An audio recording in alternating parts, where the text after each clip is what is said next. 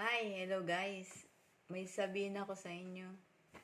Pero guys, huwag niyong sabihin sa iba ha. Gusto ko sanang hindi siya mawala sa akin. Napakasakit. Napakasakit talaga kung mawawala ito sa akin. Pero, unti-unti ko na siyang winawala sa buhay ko. Grabe. Ilang araw na akong nakatiis sa kanya. Pero ngayon, bumabalik. Ano ba yan?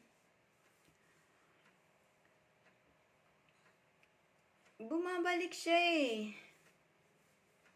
Naghihinayang ako. Naghihinayang akong hindi ko siya pansinin. Grabe ang pagmamakaawa niya sa akin. Guys, ano kayang pwede kong gawin?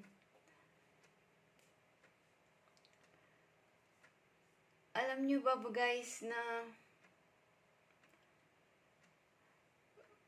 madaling sabihin pero mahirap gawin. Oh God. Grabe. Alam niyo ba guys kung anong ang hindi mawala-wala sa buhay ko? Kasi napakatamis niya. Ang sarap kainin. Ito pala yan guys. Sorry guys. Ito guys. Yan. Sabi ng amo ko, itapon ko na daw. Nung ano lang to guys. Kahapon lang to. Ayan. Isang slice lang. Ayaw na nila. Kasi dito nag-observe sila ng walang sweet. Hindi sila gaanong kumakain ng sweet. Ako naman, ayoko din kasi grabe na, matabang-mataba na ako talaga. Tingnan nyo naman at namilog na naman ang aking mukha. Dahil nga sa kakakain ng sweet.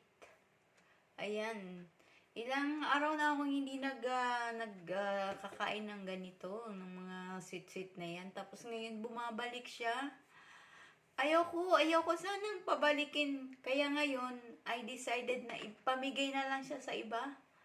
Mamaya, pupunta dito ang aking friend. Sabi ko sa iyo na lang tong cake, dalhin mo sa ating apartment. Kaya, ayan guys, break na kami nito.